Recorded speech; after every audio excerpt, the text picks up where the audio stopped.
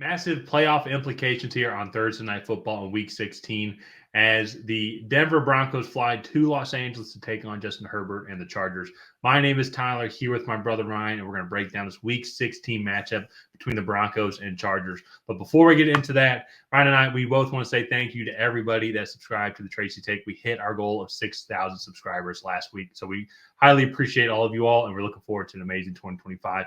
This is your first time here and you like the work that we do, hit that subscribe button, tackle that bell, and also leave a like and a comment. Let us know who you think will win this game and why. And Ryan, let's get into this here. I probably for the Broncos and the Chargers, absolutely not the games that they were wanting to play in Week 15. However, for the Broncos to come out with a victory against the Indianapolis Colts, essentially kind of eliminating one other AFC team from the playoff spot, or at least a team that can't beat them, I think it's huge. Doesn't matter how you win, but at this point in the season, in mid-December and on, just find ways to win, and that's just how you do it. Probably, and I will say too, and this is where I think to show you the growth for the Broncos, and in my opinion, probably the worst game Bo Nix has played in probably a month and a half, 2 months-ish, and luckily they were still able to come out with a win. But in general, it was just as good to see the overall team game from the Broncos come out with victory. Chargers, solid first half, and then don't know what happened in the second half, and just got decimated by the Buccaneers team, who just seemed like they couldn't do any wrong in the second half on offense. And so Chargers are going to be looking to bounce back here in Week 16. A couple of big things to note, though. Pat Surtain, he went down with an ankle injury and had to be helped off the field towards the end of the Colts game. So that is going to have to be monitored throughout the week. That's going to have to be this is going to be a major injury for this team as well. For the Chargers also, too, Cam Hart, he left the game with a concussion, and with a Thursday Night Football game, if he's in concussion protocol, very likely not. I don't think he can, because there's 5 stages of the concussion protocol, and you can only clear 1 stage a day. So I think like the earliest you could be ready would be Friday.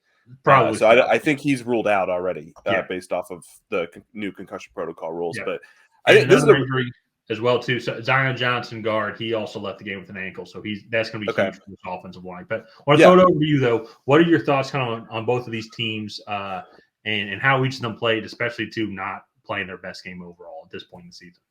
Yeah, I mean, I'm a little disappointed in the Chargers overall. I felt like they had the Buccaneers in a pretty good spot coming into that second half, and then I remember I left to go get food and came back, and it was a 31-17 game at that point. And I was like, okay, well, this just got totally out of hand. And I mean, I don't know what exactly happened, but that offense, they just started they just started blitzing. It looked like in the fourth quarter.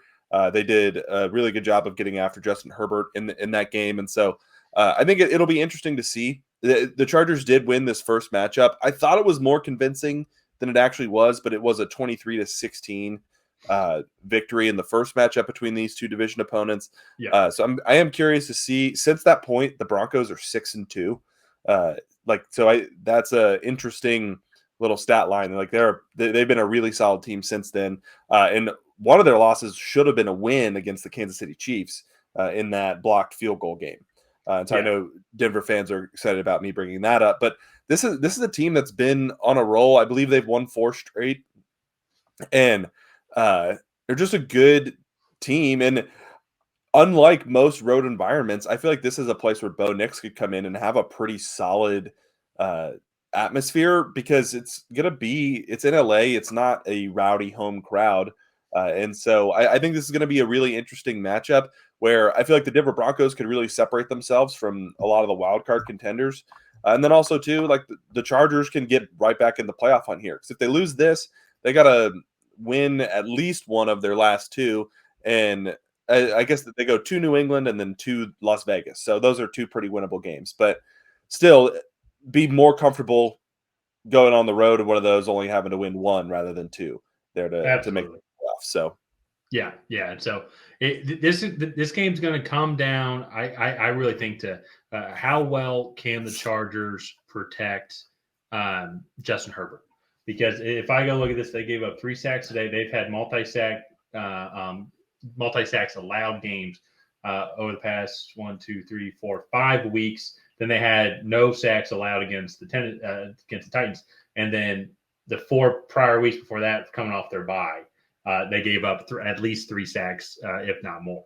And so they are the 24th ranked team when it comes to sacks allowed. While on the flip side, though, too, the Broncos, they have 49 sacks on the season, and they're leading the league in sacks as an overall team. And one of the things when it came into this Tampa Bay game, it felt like in the second half, just watching it, I'd be curious to see what the actual numbers are when it comes to blitz percentage or pressure ratings overall. So to go double checking on this, it just felt like Todd Bowles and the Buccaneers defense we're just going to send the house every single time because they're not going to have Chargers don't have the skill position players to cover. Yeah. And I say that's important too, because so let's say the Chargers do that. This is where now I'm going to be very curious coming off to the Broncos side. If they are without Pat Surtain, they still have a really good secondary elsewhere. Like Riley Moss is the other main corner. But Chris Abrams-Drain as well. You know, and then they have a very good defensive front. You know, Malcolm Roach, John Franklin Myers, well, Brandon Jones. You know, there's a lot of other good guys. Nick Benito is a great linebacker for the team who had I'll say pick 6. Technically, I think they classified it as a fumble recovery because it was a lateral, but we all know what it is. He had a touchdown today. So there's a lot of other good pieces. However, though, so this is where I'm going to be looking at if Pat Surtain doesn't play, they might have to move some guys around. And Ladd McConkey is he is the Band-Aid, I feel, for Justin Herbert, the guy he can really lean on as well. He had 7 targets today. Quentin Johnson had 10 targets today. So, I'd be looking at one of those guys potentially having 75-plus receiving yards, I think, going into this game, because if Pat Surtain doesn't play, that's just one of their star corners going down. And they still have a great defense outside of that as well. But still, it's just going to be that next man up mentality. And I think it's going to be Broncos are going to change up their game plan to have more of a heavy pressure rate, heavy blitz rate to try and get Justin Herbert off kilter. But if the offensive line is able to pick that up, if Zion Johnson's able to go, or if whoever the next guy is coming up after him is able to protect Justin Herbert, especially at home, they're going to be looking to bounce back and really kind of win this game and solidify their playoff shot. I could then see Ladd McConkey or Quentin Johnson or Josh Palmer having some decent receiving yards game, like 75-plus potential receiving yards. I think coming into this performance, because there's still just going to be less guys in the secondary to help guard if they're sending a lot of pressure. But at the same time, though, too, if this offensive line for the Chargers have just been weaker in general, maybe they don't need to send pressure. They just need to send their normal 4 guys, especially too with Pat Surtain out if he's not able to go. So I say all this, the defensive scheming for the Broncos is going to be very interesting if Pat Surtain's not able to go, and how they try and put pressure on Justin Herbert, because that was definitely the big difference in the game when it came to the second half for the Chargers today. Is the Buccaneers just sent the house and they just could not pick it up at all. Well, that was one of the things I looked up right before we recorded this video. And so the Broncos are sending blitzes at like a 58% rate on true passing downs. And so that is about at 14th in the league. And so I do expect that number to be much, much higher. Yeah. And going back to as well the game that they played earlier in the year, if you go look at what happened in that first half as well, it was very uncharacteristic of the Broncos, except I guess for week 15. But they shot themselves in the foot in that game. They started off with an interception after a couple plays. Then they had a fumble. They had a couple of punts, like a couple of 3-and-outs throughout that first half drive, which allowed the Chargers to get up 20-0 at halftime. Broncos came storming back in the second half, and that's where they nearly just lost that game. To me, I think kind of getting into predictions here, or at least on my side, is I think the Broncos can win this game. I think tonight was more of a fluke for them against this Colts team. I think Bo Nix is going to bounce back. Sean Payton's going to have him in the film room. It's how big of a game this is, because they can potentially keep helping improve their playoff spot. The division's out, but currently right now they're ranked 6th. The Chargers are ranked 7th. Who knows what could happen with Baltimore, because they're playing Pittsburgh. Maybe they can fall back because they have the same record right now as Baltimore to try and get up into that 5th seed as well. But so I'm going to go with the Broncos actually in this one on the road. I think it's just going to be too much for Justin Herbert and this offensive line to handle. I want to disagree with you, but I don't think I can on this one. I'm going with Denver also. They're just the hotter team, I think, at the moment.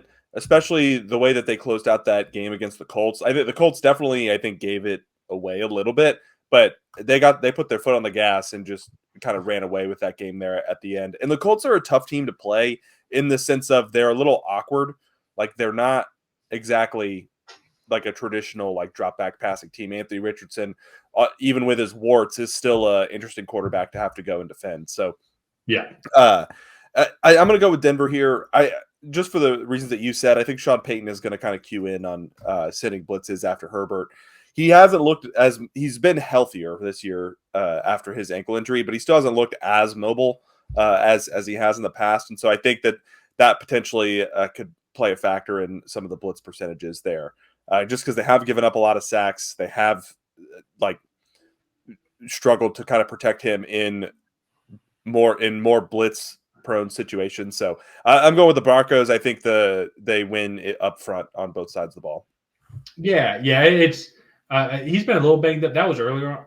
It was earlier in the year, and I'm not saying he's injured. I just think he hasn't been moving out of the pocket as well as he has in past years. Yeah. So it's going to be interesting. I think I could see this game going either way, especially on a shortened week. But to me, I think as you were saying, the Broncos, especially on a shortened week, be like not as much time to study. So let's just put pressure on Justin Herbert and just kind of see what happens as well. Because I do think Bo Nix and this offense will bounce back. Yeah. So let's go ahead. Let's wrap this one up here. If you guys have not already, please go ahead and like and subscribe. That is the best way to help out the channel. While you're down there, go ahead and leave a comment on who you think is going to come out ahead in this AFC West matchup. Will it be the Denver Broncos? Will it be the Los Angeles Chargers? And other than that, we'll see you guys next time.